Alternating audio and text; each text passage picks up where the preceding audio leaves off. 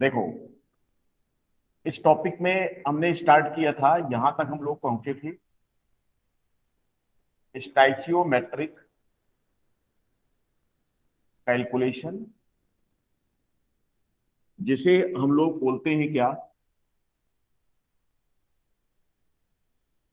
रासायनिक समीकरणों पर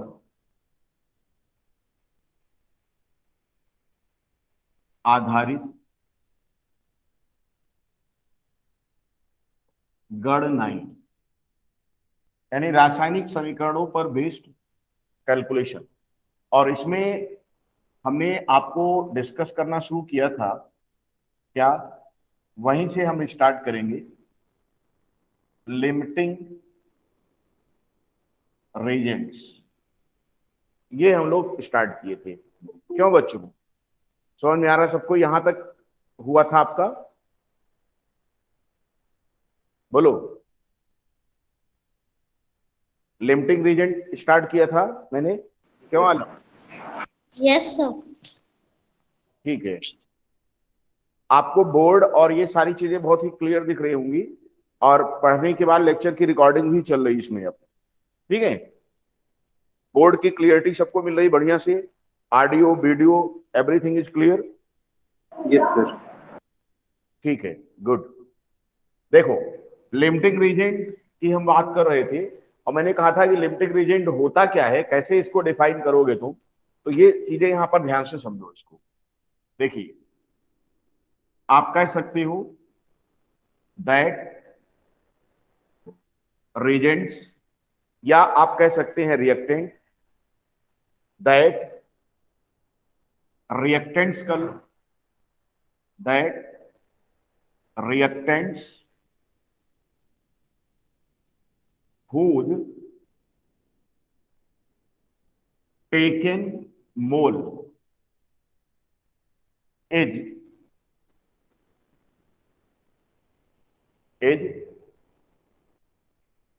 taken mole is less than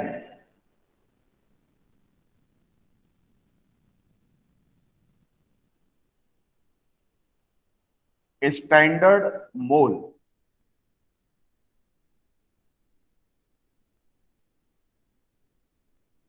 represented in balanced chemical equation। यानी आप कह सकते हो दैट रिएक्टेंट्स, या दैट रीजेंट्स कह लीजिए, आप रीजेंट भी लिख सकते हो, रीजेंट भी लिख सकते हो। दैट रिएक्टेंट्स, रिएक्टेंट्स ना करके बल्कि रिएक्टेंट लिखें, दैट रिएक्टेंट या reagent whose taken mole is less than standard mole। Standard mole क्या होता है? बैलेंस इक्वेशन में जो स्टाइचियोमेट्रिक कोफिशिएंट होता है, वही उसका क्या होता है? स्टैंडर्ड मोल होता है। तो स्टैंडर्ड मोल की अगर हम लोग यहां पर बात ये करते हैं, तो आप ये कह सकते हो रिक्वायर्ड मोल। रिक्वायर्ड, यानी किसी भी बैलेंस इक्वेशन में जो रिक्वायर्ड मोल हैं, उन्हें आप कह सकते हो कि वो इसका स्टैंडर्ड मोल है। क्लियर? तो ये कह रहा है कि स्टैंडर्ड मोल से टेकन मोल कम है, ऐसे रीजेंट को हम लोग लिमिटिंग रीजेंट कह सकते हैं। अब यहां पर एक पॉइंट इसके लिए और कह सकते हो आप, क्या कह सकते हो यहां पर, कि जो लिमिटिंग रीजेंट होता है, यानी जिसके टेकन मोल कम है, आप कह सकते हैं यहां पर limiting reagent consumed first in reaction. ये अभिक्रिया में सबसे पहले खत्म होगा, reaction, and stop the reaction when consumed. यानी लिमिटिंग रीजेंट कंज्यूम्ड फर्स्ट, पहले खत्म भी होगा और जैसे ही खत्म हो जाएगा रिएक्शन को ये स्टॉप कर देगा, यानी स्टॉप द रिएक्शन, अब क्रिया को रोक देगा। ये बात इतनी समझ में आ रही बच्चों? अब देखो यहां पर आप कह सकते हो the amount of product farmed during reaction also depends upon mole taken of LR। इसका मतलब ये हुआ कि ये आपके लिए बहुत ही इंपॉर्टेंट कंसेप्ट है लिमिटिंग रीजेंट का, जहां पर आपको सीधा सीधा बताया जा रहा है कि लिमिटिंग रीजेंट ऐसा रिएक्टेंट या रीजेंट होता है किसी रिएक्शन में जिसके टेकन मोल स्टैंडर्ड मोल के कंपैरिजन में क्या होती है, कम होती है। इसका मतलब कि अगर ये खत्म हो गया है सबसे कम, इसका मतलब सबसे पहले खत्म भी होगा, और जैसे ये खत्म हो गया रिएक्शन आपका क्या कर जाएगा, रिएक्शन आपका रुक जाएगा, स्टॉप कर जाएगा। यानी उस रिएक्शन में प्रोडक्ट का क्या अमाउंट बनेगा ये डिसाइड करने वाला कौन है हमारा, ये डिसाइड करने वाला लिमिटिंग रीजेंट ही है। अब देखो इसका हम पहचान कैसे करते हैं, लिमिटिंग रीजेंट की पहचान हम लोग कैसे करते हैं। तो यहां पर थोड़ा सा हम आगे और लिखेंगे, मैं इसको मिटा दूं क्या, कॉपी हो गया ये आपका, क्यों भाई बोलो जरा। लास्ट टाइम नो सर, हाँ जी, अभी नहीं हुआ कम।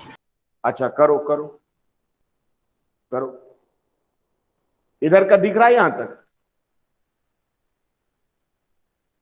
No sir. ये किनारे द अमाउंट तो लिखा हुआ है, यस सर, दिख रहा है, दिख रहा है। The amount.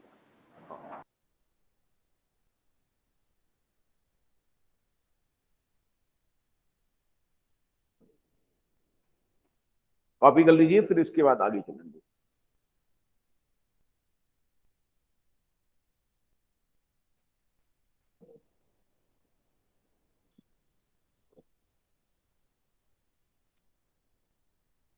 सर हो गया। हम्म,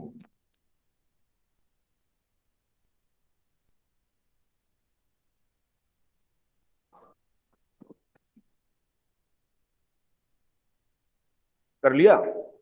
चलिए मैं इसको मिटा देता हूं, रब करता हूं इसको।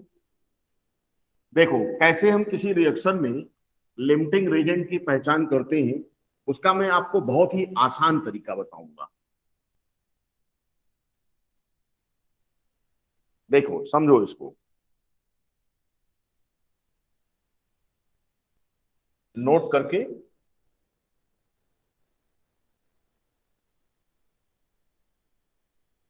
To identify the limiting reagent in a reaction, the first of all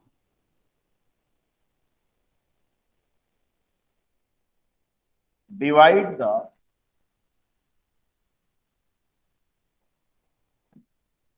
number of taken mole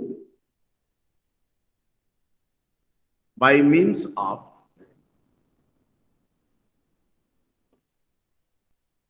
stoichiometric coefficient of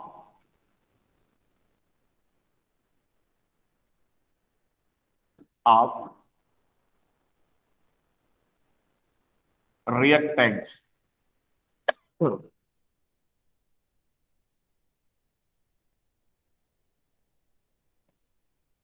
It is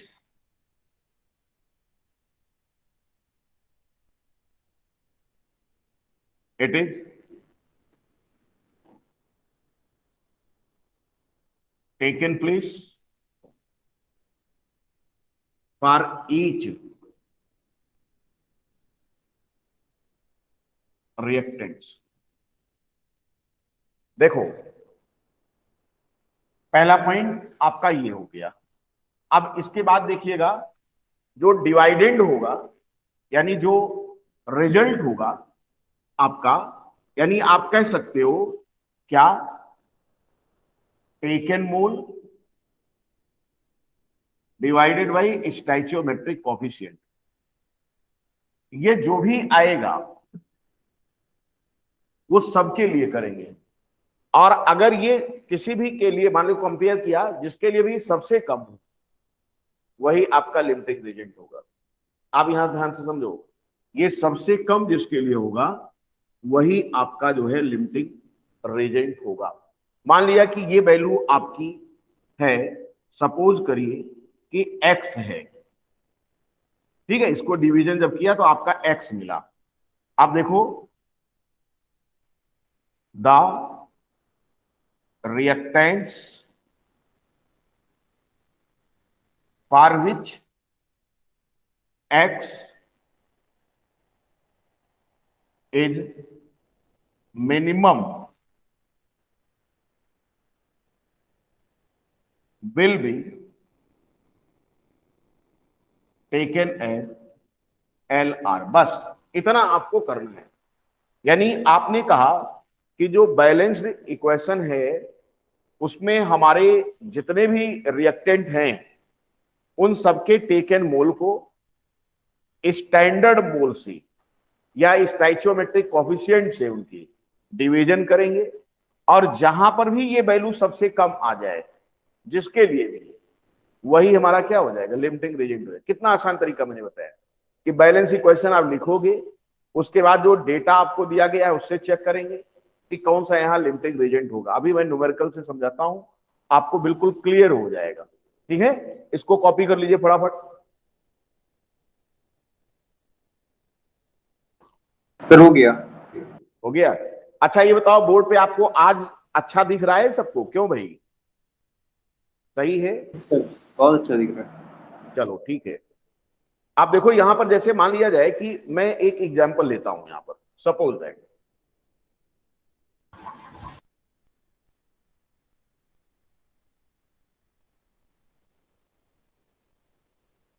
जैसे मैंने कहा कि मैं यहां पर एक क्वेश्चन ऐसे लिख रहा हूं, समझो।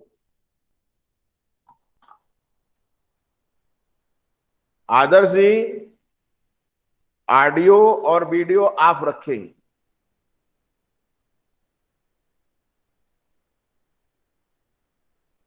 सर आज दीदी लैपटॉप में कनेक्ट कर दी इसलिए इसे समझ में नहीं आ रहा। क्या हो गया?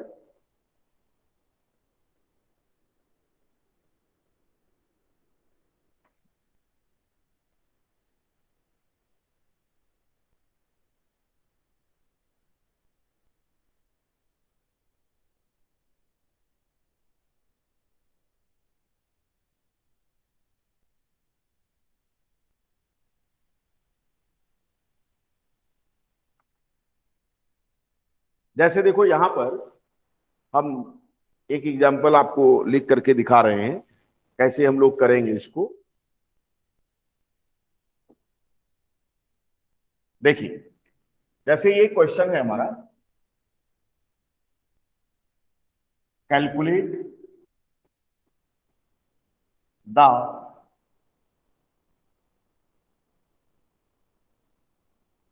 Amount of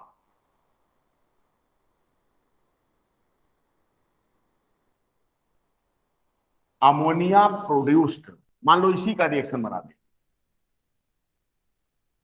if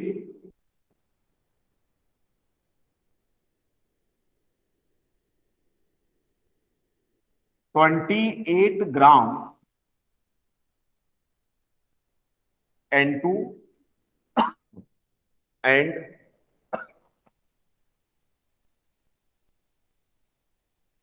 3 gram of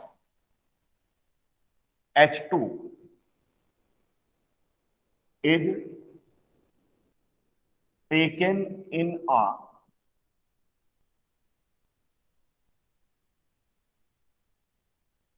flask for reaction। ये हो गया। Identify the alloy if any and also identify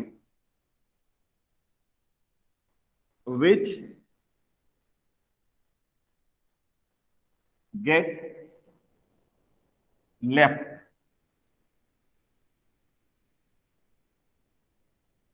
after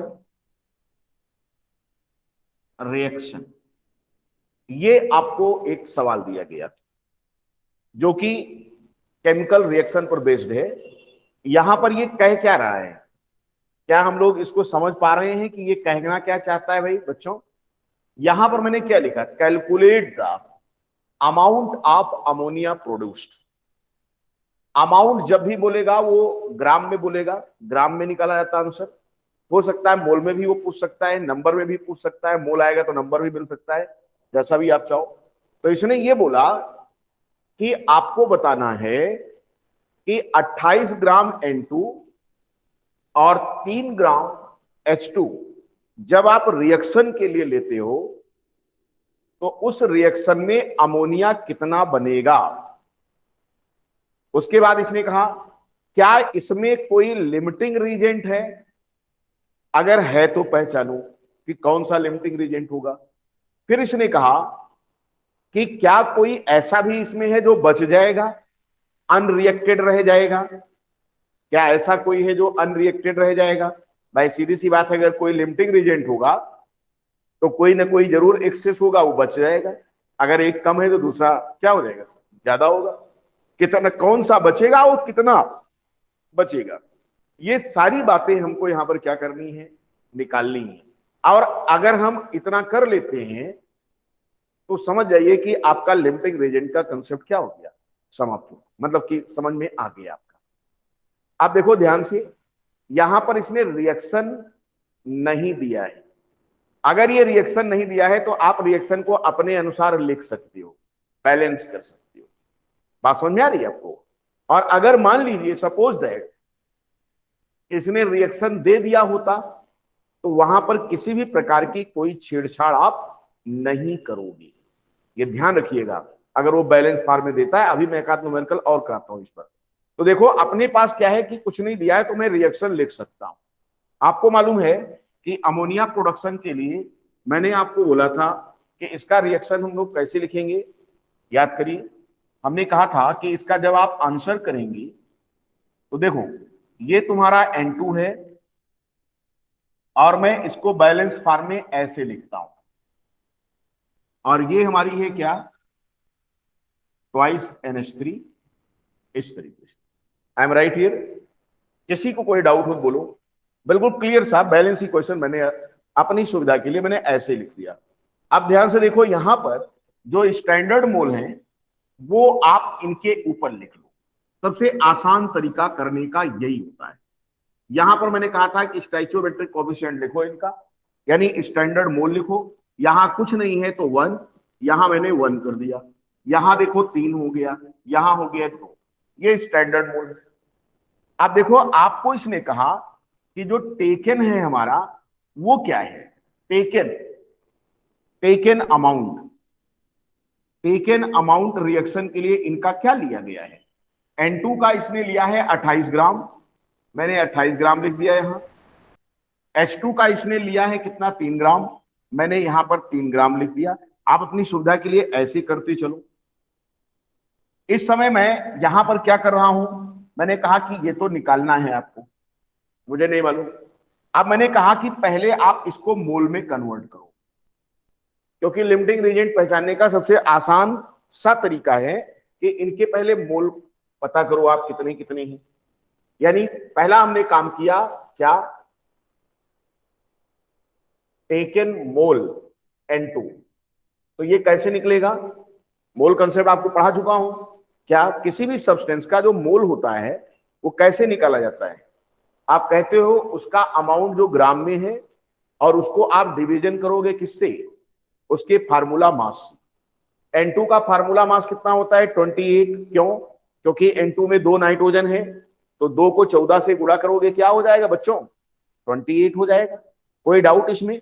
अब मैंने कहा कि 28 को 28 से डिवीजन करो, इसका मतलब ये हो गया 1 मोल।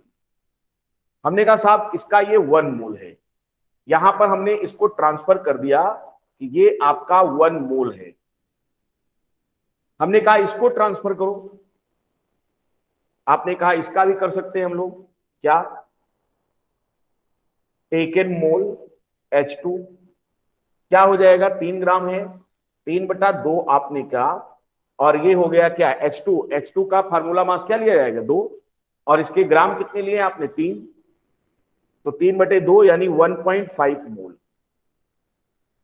यहां पर ये 1.5 मोल हो गया। मुझे यहां क्या लाना है ये नहीं मालूम है अभी। अब मैंने ये कहा कि भैया इसमें पता करो क्या कोई लिमिटिंग रीजेंट वगैरह तो नहीं है, नहीं समस्या खड़ा कर रहा हो। लिमिटिंग रीजेंट होगा तो क्या हो जाएगा? समस्या खड़ी हो जाएगी। तो मैंने कहा लिमिटिंग रीजेंट है या नहीं। अगला स्टेप हमने, पहला स्टेप ये टेकन हो गया, दूसरा स्टेप हमने मोल में कन्वर्ट कर दिया, तीसरा स्टेप देखो taken mole divided by stoichiometric coefficient. हमने कहा इसका 1/1 यानी कितना हो गया? 1। इसका भी करेंगे आप 1.5 डिवाइडेड बाई 3। क्यों 3 से डिवाइड किया? क्योंकि मैंने कहा था taken mole divided by standard mole stoichiometric coefficient. तो जब आपने 1.5 को 3 से डिवीजन मारा तो ये आपका क्या हो जाएगा? ये हो गया 0.5 मोल, ये हो गया। अभी ये कितना है मुझे नहीं मालूम, ऐसे करते हुए चले गए हम। अब देखो ध्यान से, आपको मैंने बताया था कि लिमिटिंग रीजेंट पहचानने का तरीका क्या है बच्चों। आप टेकन मोल को स्टोइचोमेट्रिक कोएफिशिएंट यानी स्टैंडर्ड मोल का जो नंबर है उससे डिवीजन करोगे। दोनों में मैंने कर लिया। अब देखो यहां पर सबसे कम कौन है, यानी जो आपका रिजल्ट आया डिवीजन के बाद वो सबसे कम कहां है? आपने कहा ये 0.5, ये कितना है? 1, ये क्या है? 0.5। यहां से पकड़ो 1 और 0.5, कौन कम है? 10.5 या 1? बोलो। 0.5। सीधी सी बात है, 10.5। इसका मतलब यहां पर आपको ये मालूम चल गया कि हमारा जो हाइड्रोजन है वो लिमिटिंग रीजेंट है, और इसके जो मोल्स हैं ये पूरे के पूरे क्या हो जाएंगे? फिनिश हो जाएंगे। यानी H2 इस रिएक्शन में पहले खत्म होगा। तो यहां पर देखो, अब इस सवाल को आपने लिख लिया हो तो मैं ऊपर अच्छा दिखाई दे रहा भाई? यहां दिखाई दे रहा है? यहां पर यस सर। दिख रहा होगा। देखो तो यहां पर मैं एक पॉइंट लिख रहा हूं, क्या? सिंस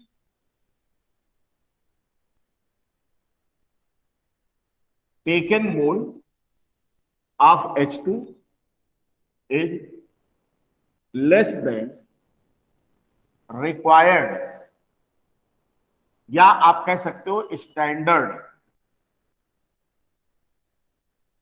मोल, या रिक्वायर्ड मोल लिख लो सीधा सीधा, required mole. Hence it is LR, limiting reagent.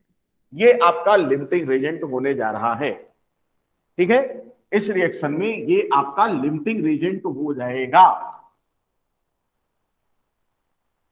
अब देखो इसमें इसने कहा है कि मुझे अमोनिया कितना बनेगा ये तुम्हें बताना है। तो अब आप यूनिटरी मेथड पे आ जाओ। यूनिटरी मेथड पे क्या? देखिए, सिंस क्या, अगर इसके 3 मोल होते तो ये आपका 2 मोल बनता था। ध्यान समझो, क्योंकि इसी से हम इसका पता करेंगे। अब इससे नहीं पता करेंगे क्योंकि ये तो एक्सेस है। ये आपका 3 मोल होता तो ये आपका 2 मोल बनता। तो मैंने कहा since 3 mole of H2 produce या गिव, जो भी कहना चाहो आप, 2 मोल of NH3, hence 1 mole of H2 give क्या हो जाएगा? 2/3 मोल ऑफ NH3, यानी आपका ये 2/3 मोल NH3 का बना देगा। अब देखो आपने कितना मोल लिया है H2 का, ये नहीं लिया है, कहां पे ये देखेंगे, यहां पे ये तो हमने लिमिटिंग रिएजेंट पहचानने के लिए किया था 1.5 मोल। तो यहां पर आप क्या करोगे, 1.5 mole of H2 give 2/3 into 1.5, यानी ये आंसर आ गया 0.5 को 2 से गुणा करो, 1.0 मोल इसका NH3। This is your answer. इसका मतलब इस रिएक्शन में अमोनिया के कितने मोल बनने वाले हैं, 1 मोल बनने वाले, 1 mole of NH3 produce here. Am right? क्यों बच्चों, कोई डाउट किसी को इसमें? यहां तक फिर से देखो, 3 मोल से 2 मोल बनता है, इसलिए 1 मोल से क्या बनेगा, 2/3, इसलिए आपका इसका कितना लिए है 1.5, 3 ग्राम का मतलब 1.5, 1.5 से कितना बनेगा, 1 मोल ऑफ NH3। NH3 कितना बनेगा, ये आंसर आ गया। अब क्वेश्चन ये है कि कौन सा इसमें बच रहा है, बचेगा कौन, अनरिएक्टेड जो रह जाएगा थोड़ा बहुत, वो कौन होगा, वो हमारा N2 होगा। क्यों? क्योंकि लिमिटिंग रीजेंट तो खत्म हो गया, फिनिश, लेकिन बचेगा कौन सा, इसमें आपका N2 बचेगा। अब N2 कितना बचेगा हम उसकी बात कर लेते हैं, यानी एक कैलकुलेशन मैंने ये कर दिया, ठीक। अब दूसरा कैलकुलेशन देखो हम N2 के लिए करने चल रहे हैं, उसको समझो, इसको कॉपी कर लो फटाफट। तो भाई हो गया ये, यादव जी आपको आवाज मिल रही है? Yes, sir. ठीक है, बताओ भाई मिटाएं क्या, नो सर। जल्दी करो।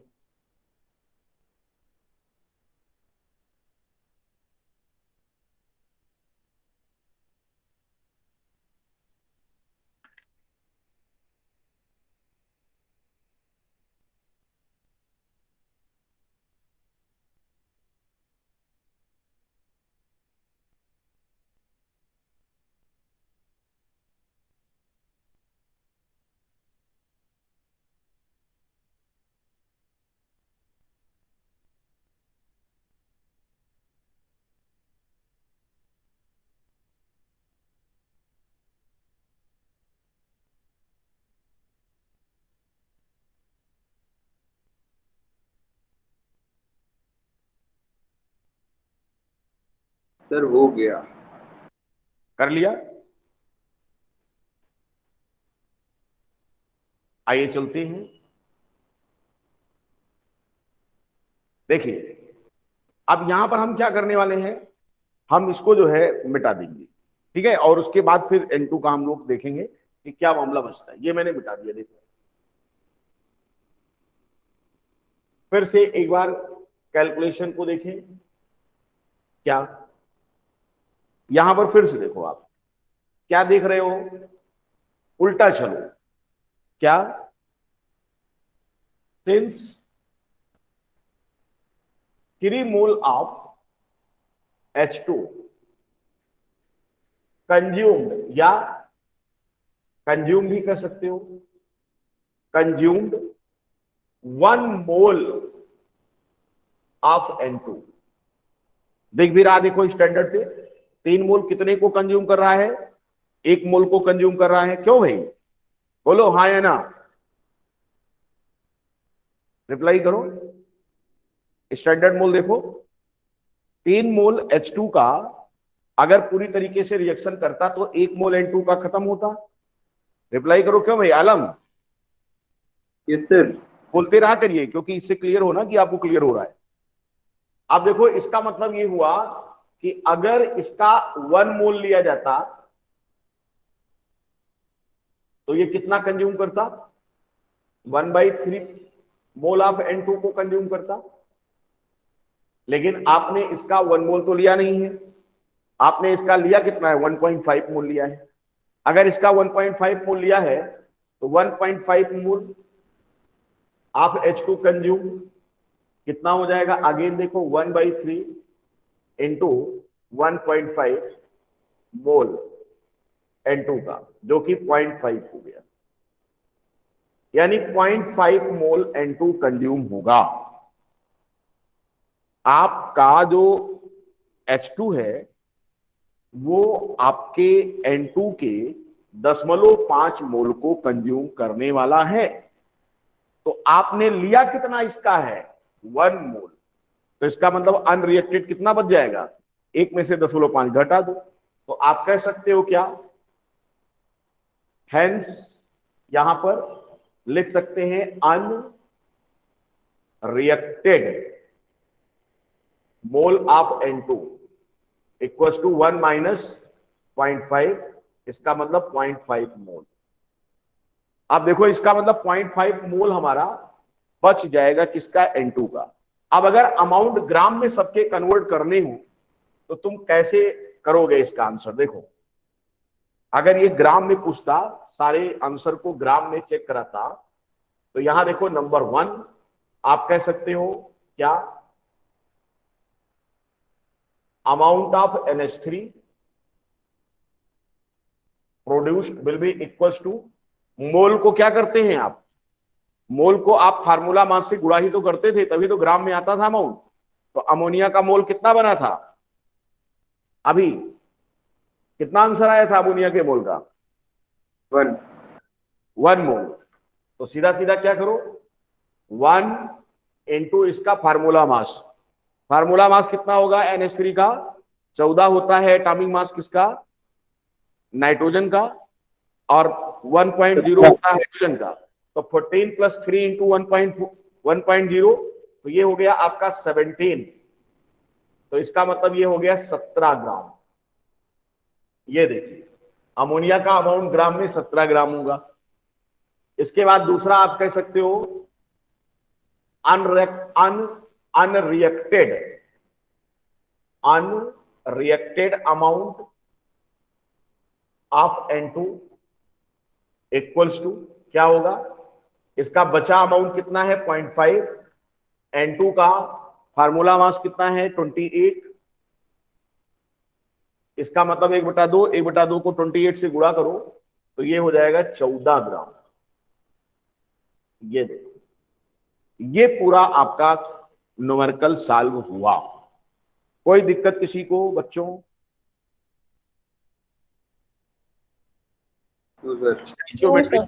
स्टाइचोमेट्रिक कैलकुलेशन कैसे किया जाता है, क्या आप इनको समझ पा रहे हैं अच्छी से? Yes sir. चलिए ठीक है।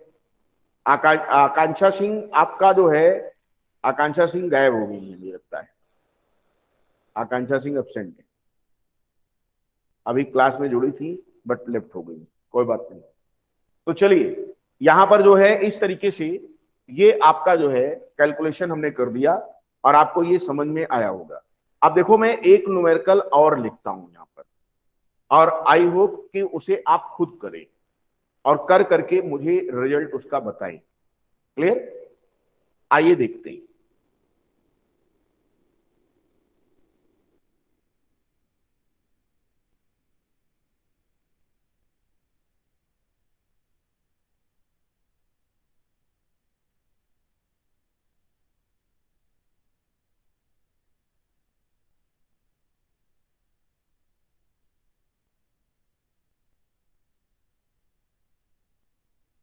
देखो यहां पर मैंने लिखा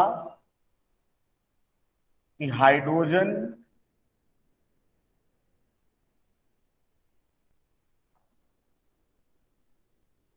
hydrogen fluoride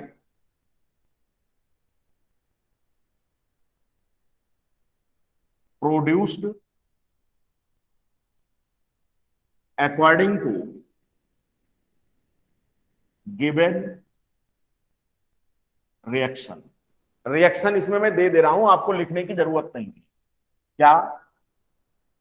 half mole H2 plus half mole Cl2 gives twice of HCl, sorry HCl। ये है आपका रिएक्शन, मैंने आपको इस तरह से दे दिया है। अब इसमें आपको ये बताया गया क्या, if taken amount of hydrogen and chlorine is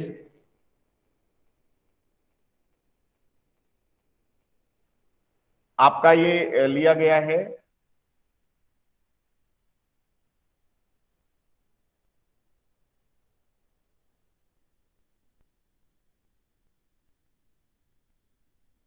मान लीजिए सपोज करो ये आपका जो है 3 ग्राम है and 71 gram, 71 gram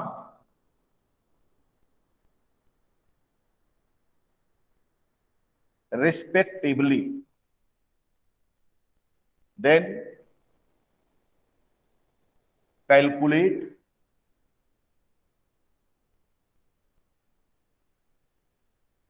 amount of HCl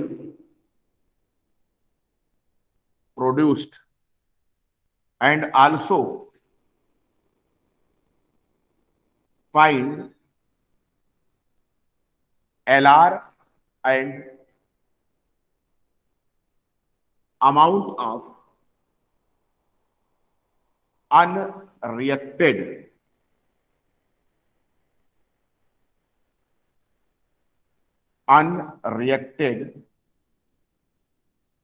substance if any, अगर कोई है तो। ये आपको मैंने दे दिया है और आपको इसे स्टेप बाय स्टेप वैसे ही करना है जैसे मैंने आपको करने का तरीका सिखाया है।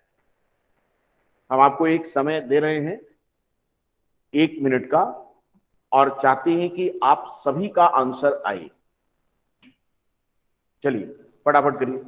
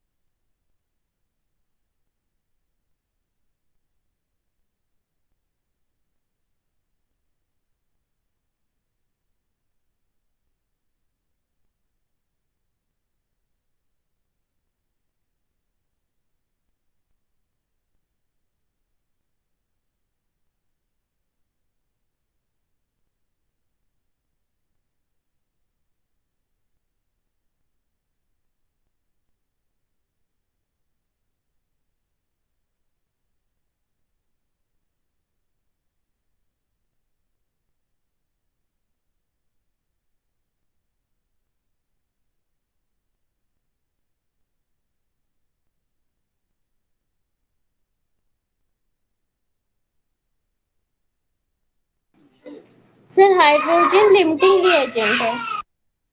हाँ जी,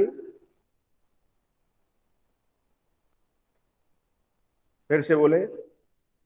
तो कह रहे हैं हाइड्रोजन लिमिटिंग रिएजेंट है। हाइड्रोजन लिमिटिंग रेजेंट है। चलिए ठीक है, अच्छी बात है, हाइड्रोजन लिमिटिंग रेजेंट है। बाकी लोग पता करो फटाफट।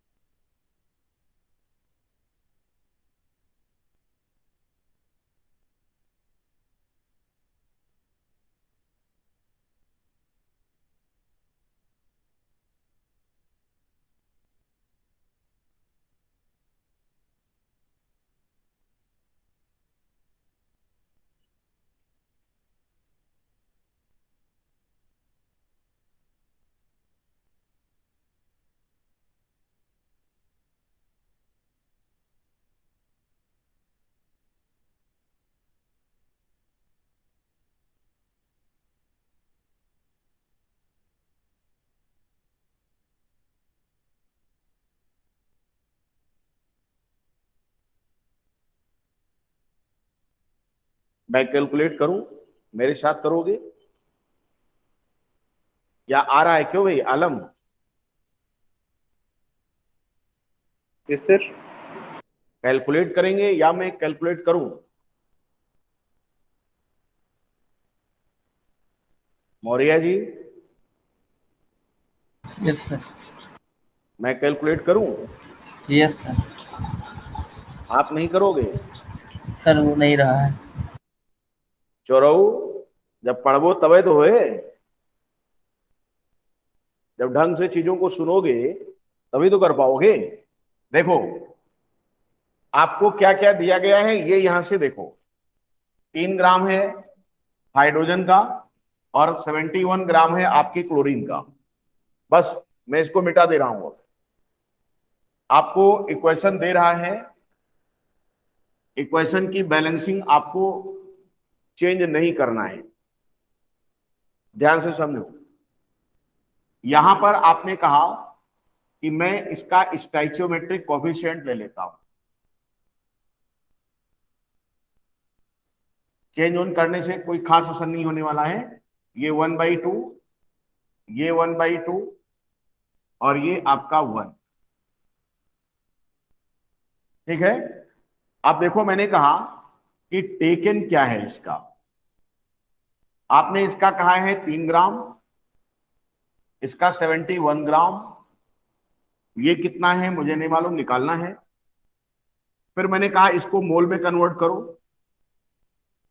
3/2, क्योंकि इसका फार्मूला मास हाइड्रोजन गैस का 2 ही होगा। 1.5 मोल आया इसका। इसको आप चेंज करोगे 71/71, 35.5 गुणे 2, 35.5। एक क्लोरीन का एटॉमिक मास होता है 35.5, और Cl2 का लोगे जब तो हो जाएगा 71। 35.5 को 2 से गुणा करके देख, ये आपका क्या हो गया, ये 1.0 मोल हो गया। इसका क्या है आई डोंट नो अभी। मैंने कहा ये आपका टेकन था, फिर आपने इसको मोल में ट्रांसफर किया, फिर आप इसके टेकन मोल को स्टैचोमेट्रिक से डिवीजन कर दो। 1.5 को 1/2 से डिवीजन करो, इसको 1/2 से डिवीजन करो, 2 ऊपर आ जाएगा। तो ये 1.5 इंटू 2/1, इसका मतलब ये आ गया 3.0। इसका भी ऐसे ही करें, 1.0 divided by 1/2 equals to 1.0 into 2/1। तो ये कितना हो गया भाई, ये 2.0 मोल हो गया। आप देखो ध्यान से, क्या यहां पर जो ये वैल्यू और ये वैल्यू आई है, इन दोनों में से वैल्यू कौन सी छोटी है, ये वाली या ये वाली? आप कहेंगे साहब कौन सा बच्चों वाला सवाल पूछते हो आप? ये वाला। ये छोटा है, ये वाला छोटा है। आप बताओ भाई यादव जी, यादव जी सर क्लोरीन। आपने क्या बताया था? हाइड्रोजन। देखिए, सावधानी हटी, दुर्घटना घटी, मुंह दांत टूटी। ठीक है, कंपटीशन में एक छोटी सी गलती भी क्या होती है, जानलेवा साबित हो जाती है। इसीलिए आपको क्या करना है, बिल्कुल सावधानी बरतनी है। जरा सा चूके क्या हुआ, गया। ठीक है ना? तो आप देखो यहां पर लिमिटिंग रीजन आपका पहला आंसर मिल गया। क्या? देखिए यहां पर मैंने लिखा कि भाई देखो अब मेरा आंसर आना शुरू हो गया। यहां पर पहला आंसर मैंने कहा क्या, Cl2 is Lr, limiting Regent. ये लिमिटिंग रेजेंट होगा। ठीक है, अब अगर Cl2 लिमिटिंग रेजेंट है तो इसका जो प्रोडक्शन है वो कौन डिसाइड करेगा? Cl2 डिसाइड करेगा कि H2 डिसाइड करेगा? बताओ। Cl2। Cl2 कंज्यूम पहले हो जाएगा ये। तो बस दूसरा आंसर देखो आने जा रहा है क्या, सिंस लगा दीजिए यूनिटरी मेथड। क्या, आधा मोल 1/2 मोल HCl, ये Cl2 क्या देता है, गिव 1 मोल HCl। इधर दिख रहा है? नहीं तो मैं इधर ले रहा हूं इसको। नो दिख रहा है भाई? सर, दिख रहा है लेकिन आप खड़े हैं तो नहीं दिख रहा। अब बताओ। Yes sir. इसलिए 1 मोल इसका कितना देगा,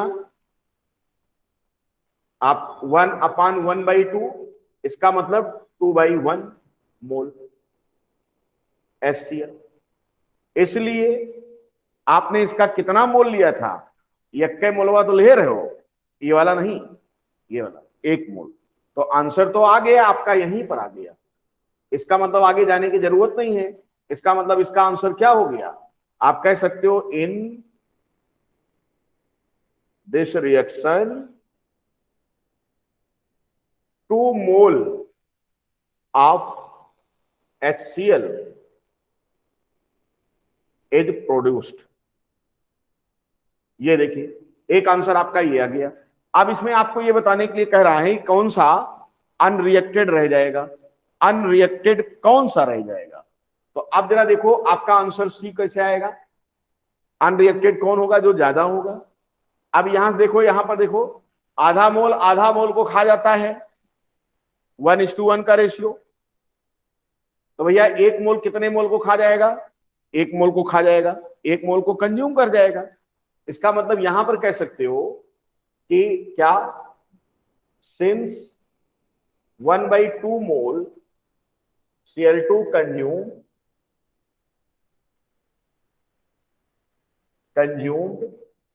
1/2 मोल ऑफ H2। इसलिए 1.0 मोल Cl2 कंज्यूम 1.0 मोल क्या, H2। इसलिए अनरिएक्टेड आप कह सकते हो, hence number of mole unreacted of H2। तो 1.5 में से 1.0 आप सब्सट्रैक्ट कर दो, 0.5 मोल आपका H2 बच जाएगा। इस तरह से आपने ये सवाल पूरा कर लिया। अब मोल को अगर ग्राम में कन्वर्ट करना हो तो सबके फार्मूला मास से क्या कर दो, मल्टीप्लीकेशन कर दो, फटाफट उसका ग्राम में कन्वर्जन हो जाएगा। आई होप कि आपको स्टाइचियोमेट्रिक कैलकुलेशन करना आ चुका होगा, कोई दिक्कत नहीं होनी चाहिए। क्यों बच्चों, बोलो, एनी डाउट? सर बी वाला, ये जो बी वाला लिखे से बता दीजिए तो। कौन सा? सर ये साइड में 1/2 मोल Cl2, ये नहीं समझ में आ रहा है क्या लिखा है। फिर से देखो, या चाचा दीन भाई ना, आधा मोल Cl2 आधा मोल H2 को खा जाता है, यह तो लिखे है भैया। सर सी वाला समझ में आ गया सर, बी वाला। बी वाला यहां देखो, क्योंकि लिमिटिंग रीजेंट कौन है, Cl2 है, तो इस रिएक्शन में HCl कितना बनेगा इसका डिसीजन कौन लेगा, लिमिटिंग रीजेंट लेगा भैया, जब खर्च हो जाए काम खत्म होगा। तो यहां से देखो मैंने स्टैंडर्ड से पकड़ा, आधा मोल 1 मोल बनाता है HCl का, इसलिए 1 मोल आप Cl2 का कितना मोल लिए हो, 1 मोल तो लिए हो, Yes, तो sir. 1 मोल Cl2 कितना बनाएगा, 2/1 मोल यानी 2 मोल HCl का, तो HCl प्रोड्यूस क्या हो जाएगा, 2 मोल हो जाएगा। अब बताओ समझ में आया नहीं समझ में, आधा मोल 1 मोल देता है, तो इसका 1 मोल जब लोगे यानी इसको जब 2 गुना करोगे तो ये भी तो 2 गुना हो जाएगा, सीधा सीधा दिख ही रहा है। Yes, sir. बोलो भाई, Yes. स्टाइचोमेट्रिक कैलकुलेशन सबको समझ में आया। आप एनसीईआरटी में इसके और भी तमाम सवाल दिए गए होंगे, उनको आप कैलकुलेट करो, और उसके बाद जब एनसीईआरटी में कराऊं तो उसमें जो ना आए वो आप हमसे पूछें। क्लियर, कोई डाउट किसी को, बोलो। No sir. चलिए ओके, इसके बाद अब हम लोग मिलेंगे अगली क्लास में, ठीक है ना, नेक्स्ट क्लास में।